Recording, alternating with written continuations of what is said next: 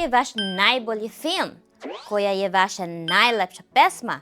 Koji je bio najduži dan u vašem životu? Sva ova pitanja koriste reč naj, a u engleskom kada hoćete da kažete naj, koristite poseban oblik prideva. Taj oblik se zove superlativ. U ovoj lekciji ćemo naučiti kako da napravimo superlativ na engleskom jeziku. U srpskom jeziku to radimo pomoću prefiksa naj, koji dodajemo na komparativ. Lep, lepši, najlepši, star, stariji, najstariji, veliki, veći, najveći. U engleskom imamo dva glavna načina za građenje superlativa u zavisnosti od dužine prideva. I još jedna bitna stvar, zapamtite ovo, ispred superlativa skoro uvijek stoji član the. A zašto? Kada kažete najbolji film, vi ne mislite na neki film uopšteno. Vi mislite na tačno onaj film koji je bolji od svih ostalih. To je određeno, specifično.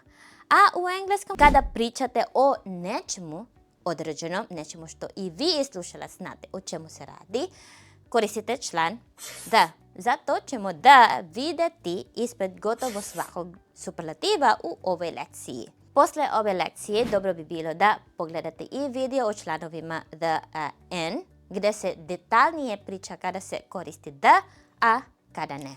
Kod kratkih prideva uglavnom jedan slog formula je the plus pridev plus nastavak st.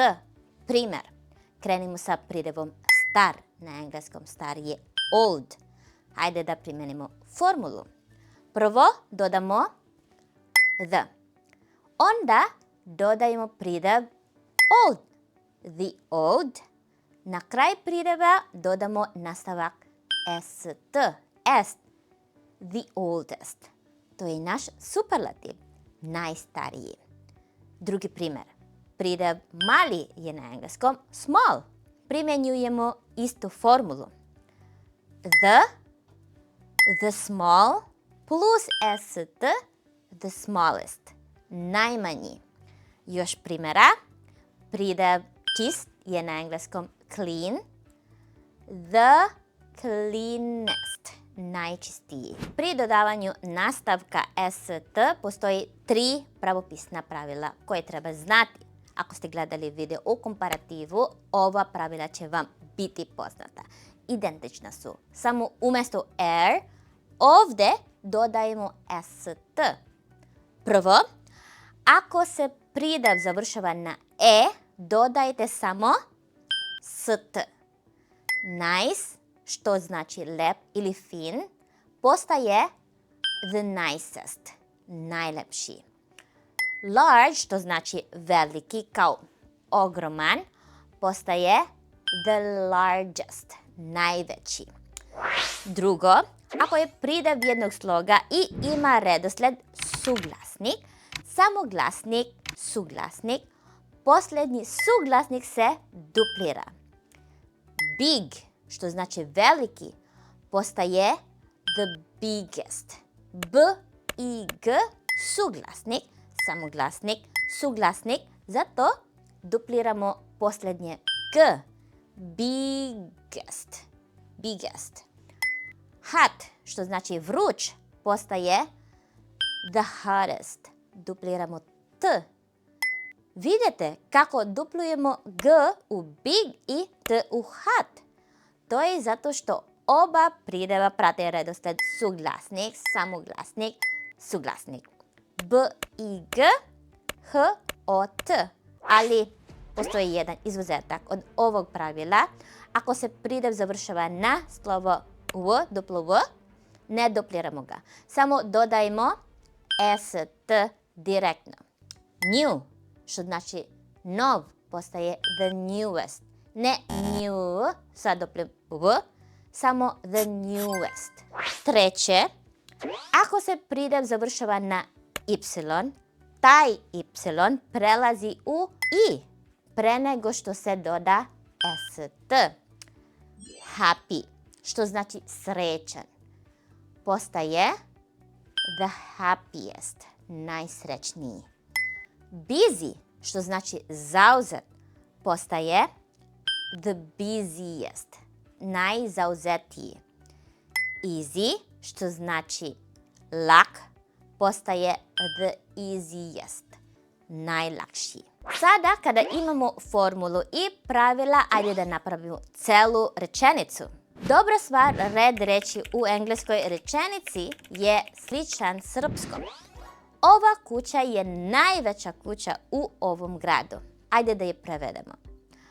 Ova kuća je, postaje, this house is, sada najveća kuća. Ovdje je naš superlativ. Sjetite se, veliki je na engleskom big. Da napravimo superlativ najveća, dodajemo the, jer pričamo o tačno onoj jednoj kući koja je najveća, to je određeno. Dodajemo pridev, the big. Sada st na kraj. Ali pazite, pridev big ima 3 slova. B i g, suglasnik, samoglasnik, suglasnik. Po pravilu koji smo upravo prošli, posljednji suglasnik se duplira. Pa dobijemo biggest sa duplim g plus the biggest. I uz to imenicu kuća, house. The biggest house, najveća kuća. I na kraju u ovom gradu, in the city. Cela rečenica. This house is the biggest house in the city. Ova kuća je najveća kuća u ovom gradu. Kod dugih prideva ne dodajemo nastavak st. Razlog, takve reči bi postale preduge i teške za izgovor. Umjesto toga, ispred prideva stavljamo the most, što znači najviše. Expensive, što znači skup, postaje the most expensive, najskuplji. Beautiful, što znači lep, postaje the most beautiful, najljepši. Important, što znači važan, postaje the most important, najvažniji. Difficult, što znači težak, postaje the most difficult, najteži. Kao i u svakom jeziku postoji nekoliko prideva koje ne prati ova pravila. Njih treba naučiti napamet, ali ima ih malo. Good, što znači dobar, postaje the best, najbolji. Bad, što znači loš, postaje the worst, najgori. Primjeri u rečenicama. You are the best, ti si najbolji. Ili you are the worst, ti si najgori. I ovdje ne zaboravite, ispred ovih nepravilnih prideva također ide the. Nije samo best, već the best. Nije samo worst, već the worst. Kratki pridevi, the plus pridev plus est, na primjer the oldest. Dugi pridevi, the most plus pridev, na primjer the most expensive. Nepravilni pridevi, the best, the worst. Sa superlativom sada možete da izdvojite bilo šta iz grupe najveća kuća, najljepša zgrada, najbolji film, najgori dan.